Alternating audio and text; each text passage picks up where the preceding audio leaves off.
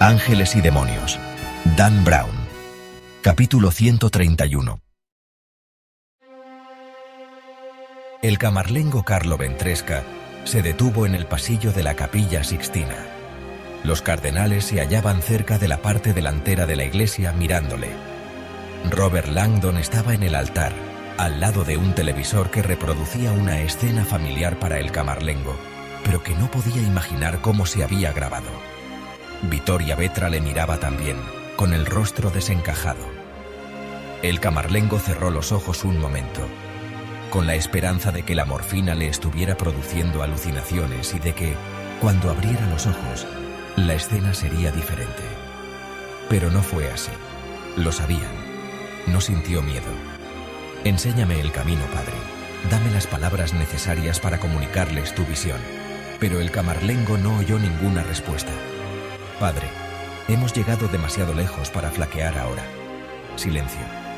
No entienden lo que hemos hecho. El camarlengo ignoraba qué voz había oído en su mente, pero el mensaje era claro. La verdad os hará libres. Y así, el camarlengo Ventresca caminó con la cabeza bien alta hasta la parte delantera de la Capilla Sixtina. Cuando avanzó hacia los cardenales, ni siquiera la luz difusa de las velas pudo suavizar las miradas que le taladraban. «Explícate», decían los rostros. «Explica esta locura. Dinos que nuestros temores son injustificados». «La verdad», se dijo el camarlengo. «Solo la verdad». Había demasiados secretos entre estas paredes, y uno tan oscuro que le había empujado a la locura. Pero de la locura había surgido la luz. «Si pudierais entregar vuestra alma para salvar millones», dijo el camarlengo mientras caminaba por el pasillo, «¿lo haríais?» Las caras le siguieron mirando. Nadie se movió. Nadie habló. Al otro lado de las paredes se oían cánticos jubilosos en la plaza. El camarlengo se dirigió hacia ellos. ¿Cuál es el mayor pecado? ¿Matar al enemigo o permanecer ocioso mientras estrangulan a tu verdadero amor? Están cantando en la plaza de San Pedro. El camarlengo se detuvo un momento y miró el techo de la capilla. El dios de Miguel Ángel le estaba mirando desde la bóveda. Y parecía complacido. Ya no podía soportarlo, dijo el camarlengo. No obstante, cuando se acercó más, no vio comprensión en los ojos de nadie. ¿No veían acaso la radiante simplicidad de sus acciones? ¿No se daban cuenta de la absoluta necesidad? Había sido tan puro. Los Illuminati, ciencia y Satanás a la vez. Resucitar el antiguo miedo, para luego aplastarlo. Horror y esperanza. Haz que vuelvan a creer. Esta noche, el poder de los Illuminati se había desatado de nuevo, y con gloriosas consecuencias. La apatía se había evaporado. El miedo había recorrido el mundo como un rayo, uniendo a la gente. Y después, la majestad de Dios había conquistado la oscuridad. Ya no podía seguir siendo un espectador pasivo. La inspiración había provenido de Dios, aparecido como un faro en la noche de agonía del camarlengo. «Oh, este mundo descreído. Alguien ha de liberarlos. Tú. Si no tú, ¿quién? Has sido salvado por un motivo. Enséñales los viejos demonios. Recuérdales su miedo. La apatía es la muerte. Sin oscuridad no hay luz. Sin mal no hay bien. Oblígales a elegir. ¿Oscuridad o luz? ¿Dónde está el miedo? ¿Dónde están los héroes? Si ahora no, ¿cuándo?» El camarlengo iba al encuentro de los cardenales. Se sintió como Moisés cuando el mar de fajines y bonetes rojos se dividió para dejarle pasar. Robert Langdon apagó el televisor, tomó la mano de Vittoria y abandonó el altar. El camarlengo sabía que el hecho de que Robert Langdon hubiera sobrevivido solo podía ser voluntad de Dios. Dios había salvado a Robert Langdon. El sacerdote se preguntó por qué. La voz que rompió el silencio fue la voz de la única mujer que había en la Capilla Sixtina. «¿Usted asesinó a mi padre?», preguntó al tiempo que daba un paso adelante. Cuando el camarlengo se volvió hacia Vittoria Vetra, no pudo comprender la mirada de su rostro. Dolor, sí, pero ira. Tenía que entenderlo. El genio de su padre era mortífero. Había sido preciso detenerle, por el bien de la humanidad. Estaba haciendo el trabajo de Dios, dijo Vittoria. El trabajo de Dios no se hace en un laboratorio, se hace en el corazón. El corazón de mi padre era puro, y su investigación demostraba una vez más que la mente del hombre progresa con más rapidez que su alma. La voz del camarlengo era más aguda de lo que había esperado. Bajó la voz. Si un hombre tan espiritual como su padre fue capaz de crear un arma como la que hemos visto esta noche, imagine lo que un hombre corriente hará con esta tecnología. ¿Un hombre como usted? El camarlengo respiró hondo. ¿Es que no se daba cuenta? La moral del hombre no avanzaba tan rápido como su ciencia. La humanidad no estaba tan avanzada espiritualmente para los poderes que poseía. Nunca hemos creado un arma que no hayamos utilizado. Y sin embargo, la antimateria no era nada, un arma más en el ya repleto arsenal del hombre. El hombre ya podía destruir. Hacía mucho tiempo que había aprendido a matar. Y la sangre de su madre se derramó.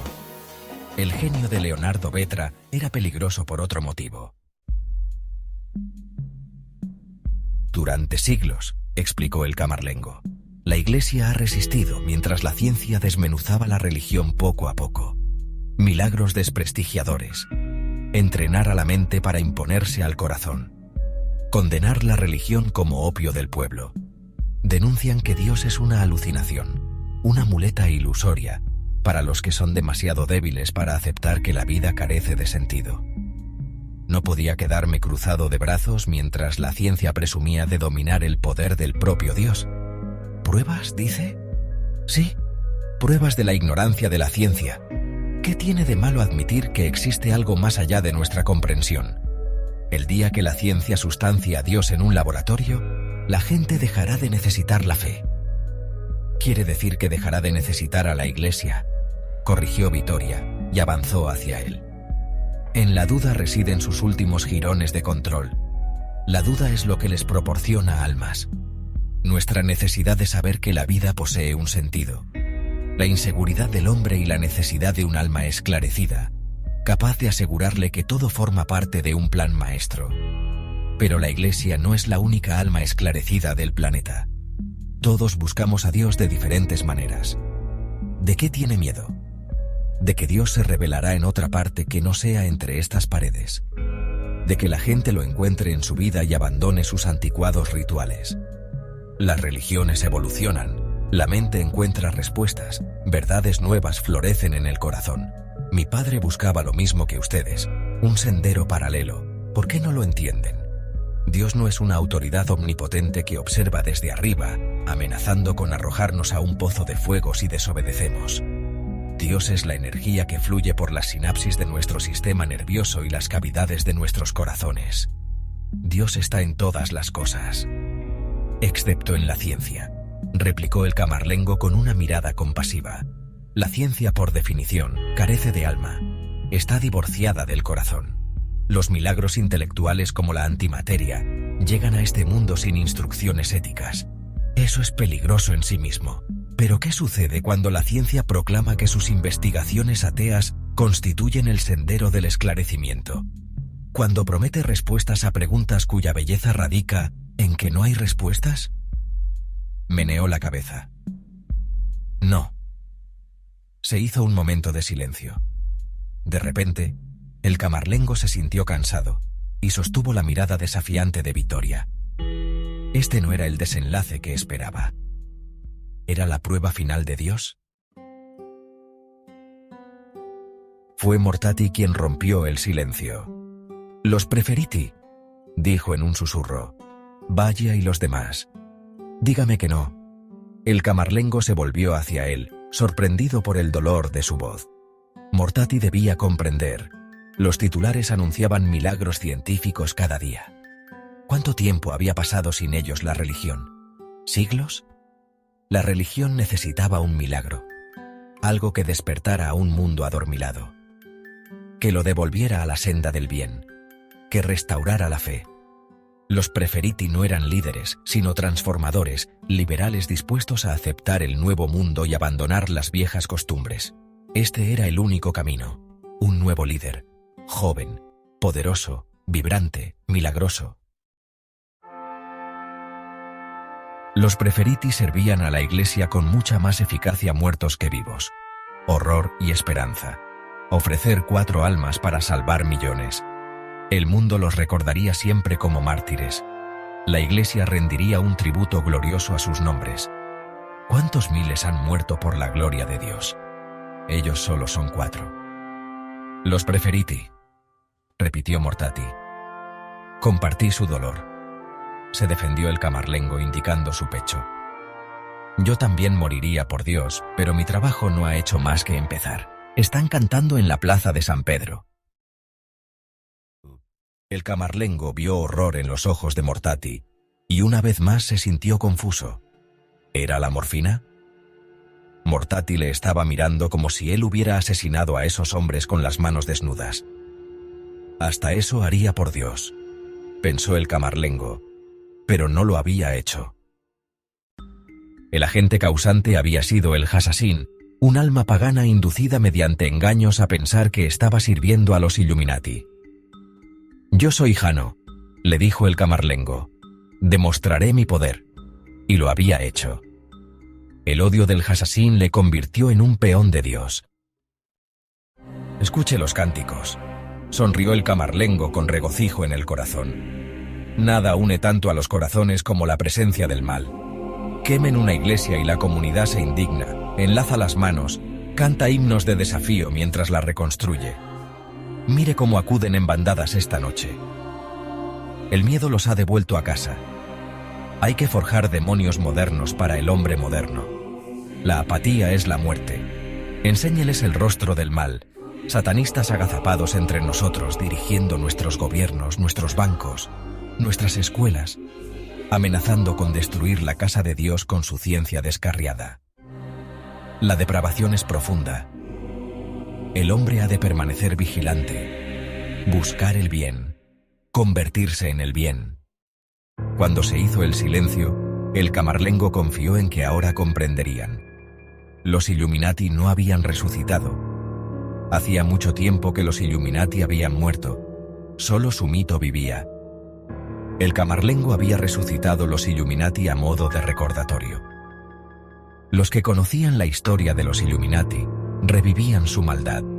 Los que no, habían descubierto su existencia y se asombraban de lo ciegos que habían sido. Los antiguos demonios habían resucitado para despertar a un mundo indiferente. Pero, ¿y las marcas?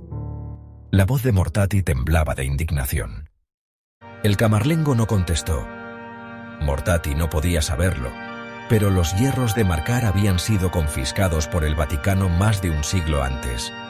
Los habían encerrado a cal y canto, olvidados y cubiertos de polvo, en la cámara papal, el relicario privado del Papa, en los aposentos Borgia.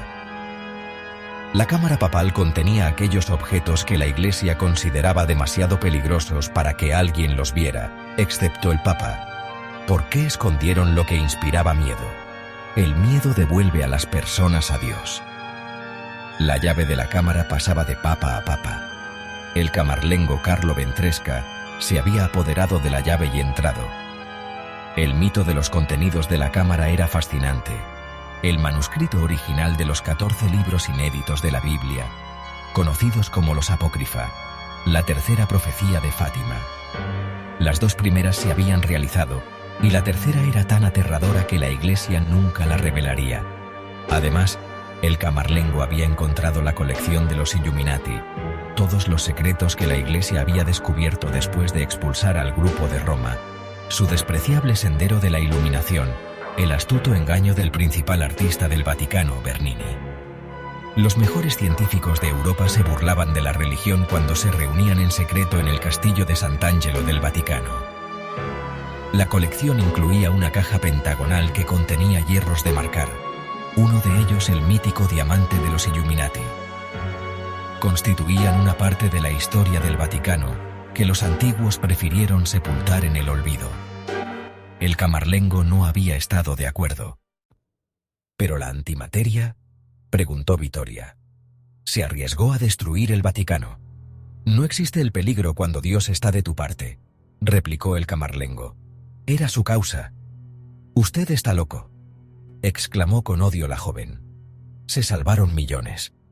¿Han asesinado a gente? Se salvaron almas. Dígaselo a mi padre y a Max Kohler.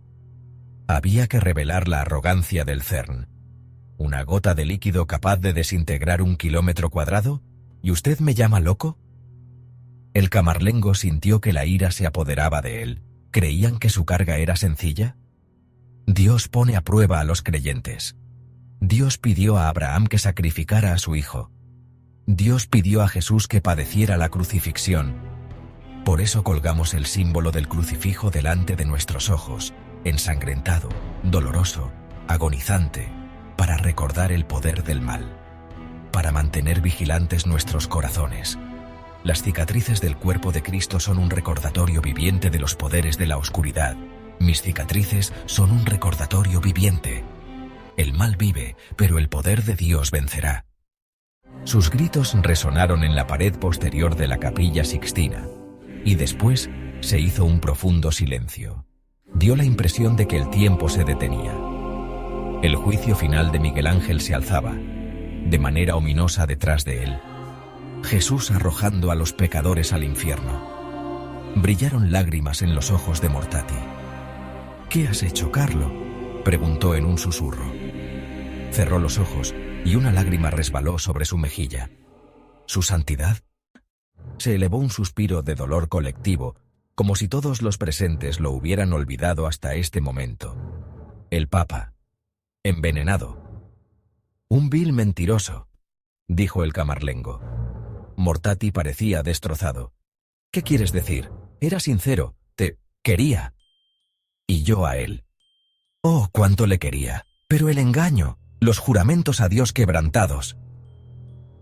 El camarlengo sabía que no comprendían aún, pero lo harían. Cuando se lo dijera, comprenderían. Su santidad era el más nefasto farsante que la Iglesia había conocido. El camarlengo aún recordaba aquella noche terrible. Había regresado de su viaje al CERN con la noticia del Génesis de Vetra y el horripilante poder de la antimateria. El camarlengo estaba seguro de que el Papa se daría cuenta de los peligros, pero el Santo Padre solo confiaba en el éxito de Vetra. Hasta sugirió que el Vaticano financiara el trabajo del físico, como un gesto de buena voluntad hacia la investigación científica con base espiritual. ¡Qué locura! Que la Iglesia invirtiera en una investigación que amenazaba con destruirla. Una investigación que resultaría en armas de destrucción masiva. La bomba que había matado a su madre. Pero no puede hacer eso, había exclamado el camarlengo Ventresca. Estoy en deuda con la ciencia, había contestado el pontífice. Es algo que he ocultado durante toda mi vida. La ciencia me hizo un regalo cuando era joven, un regalo que nunca he olvidado. No lo entiendo. ¿Qué puede ofrecer la ciencia a un hombre de Dios? Es complicado, había dicho el Papa. Necesitaré tiempo para conseguir que lo comprendas. Pero antes, has de conocer un dato sobre mí. Lo he ocultado todos estos años. Creo que ya es hora de que te lo cuente. Entonces el Papa le reveló la sorprendente verdad.